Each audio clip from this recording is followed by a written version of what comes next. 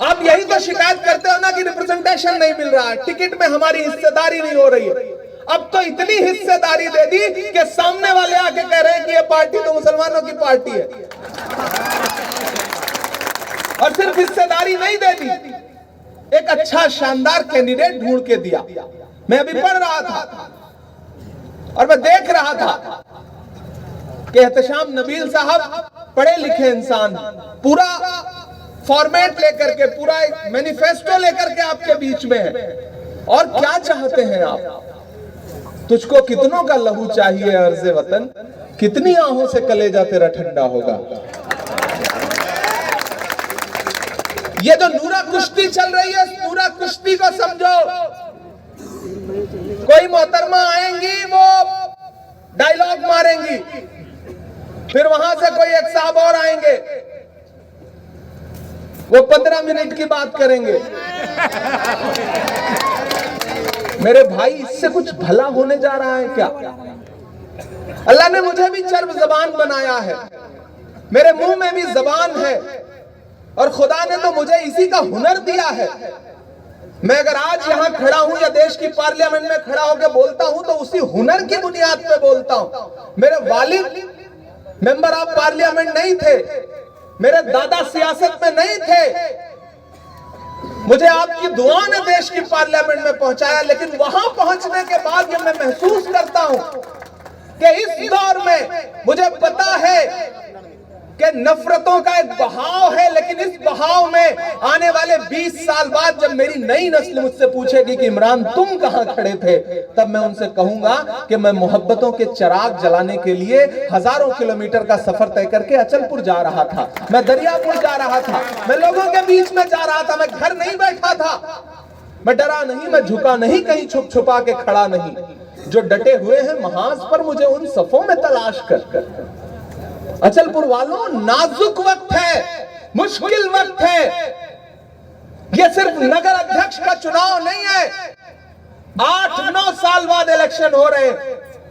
जमहूरियत और आईन तो यह कहता है कि हर 5 साल पे इलेक्शन होंगे लोकल बॉडी के, लेकिन भाजपा की सरकारों को आईन से मतलब नहीं है, भाजपा की सरकारों को जमहूरियत से मतलब नहीं है। जब सुप्रीम कोर्ट का चाबुक पड़ा तब जाकर के सरकार इलेक्शन करवाने को तैयार हुई, और जब तैयार हुई तो फिर नूरा कुश्ती शुरू, ताकि कांग्रेस न जीत जाए।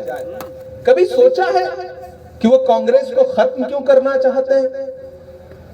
क्योंकि उनको पता है कि आने वाले दिनों में जब भी नरेंद्र मोदी को कोई गद्दी से हटाएगा तो उस शख्स का नाम राहुल गांधी है। दूसरा कोई नहीं है, इस बात को दिमाग में, दिल में बिठा लीजिए, दूसरा कोई नहीं है। मैं इमरान प्रतापगढ़ी यहां खड़ा होकर के आपसे पूछता हूं, ये जो बटने की और दिलों में कोई और ख्याल लेकर के आए हुए लोग हों या अपने घरों पे बैठे लोग हों, मेरी बात उन तक पहुंचाना मेरे भाइयों, कि जब नफरतें एकजुट होकर के आपके खिलाफ काम कर रही हैं तो जरूरत है एक दूसरे का मजबूती के साथ हाथ पकड़ने का। जब आपके साथ बलवंत वानखेड़े जी खड़े हो, जब आपके साथ जीतू पटवारी खड़े हो, जब आपके साथ यशोमती ताई खड़ी हो, तब आप मजबूत बनोगे, तब एकजुट बनोगे, या सिर्फ अपने अपने लोगों को लेकर के एकजुट होकर के मजबूत हो जाओगे? बताओ मुझे। याद करो वो दिन जब आपकी खानकाहों को, आपकी दरगाहों को, आपकी इबादत गाहों को पामाल करने के लिए भारतीय जनता पार्टी वक्फ का बिल लेकर के आई। आपने सुनी होगी पार्लियामेंट में मेरी तकरीर। याद करो वो दिन कि जब उसके खिलाफ और उसके सपोर्ट में वोटिंग हो रही थी। बस एक आंकड़ा आपके सामने रख रहा हूं, तो उस बिल के सपोर्ट में चूंकि भाजपा के पास नंबर था तो लोकसभा में 288 वोट पड़े, लेकिन विरोध में कितने पड़े? 232 वोट पड़े। पार्लियामेंट में कितने मुसलमान सांसद हैं? लोकसभा में सिर्फ 24। तो ये जो 208 वोट थे वक्फ बिल के खिलाफ में, वो किसके थे? कौन है जो तुम्हारी लड़ाई लड़ रहा है गालियां खा करके भी? कौन है जो तुम्हारे हुकूक के लिए, मेरी आंखें गवाह हैं, बलवंत भाई गवाह हैं, रात के 2:30 बजे राहुल गांधी देश की लोकसभा में आपके मुद्दों पर वोट देने के लिए खड़े थे। क्या इस मोहब्बत का कोई मोल नहीं है? कोई आएगा आपको तकसीम करने की कोशिशें करेगा, आप तकसीम हो जाओगे? क्या पिछले 8 सालों में यह एहसास नहीं हुआ कि पिछली बार तकसीम होने का खामियाजा क्या था? सिर्फ 600 वोट से हार गए थे आप।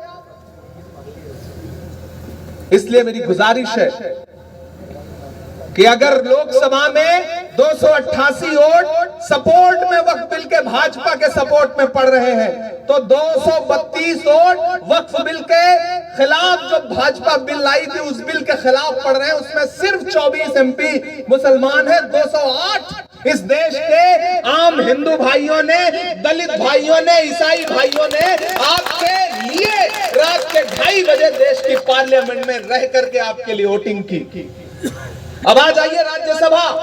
राज्यसभा में वो बिल आया।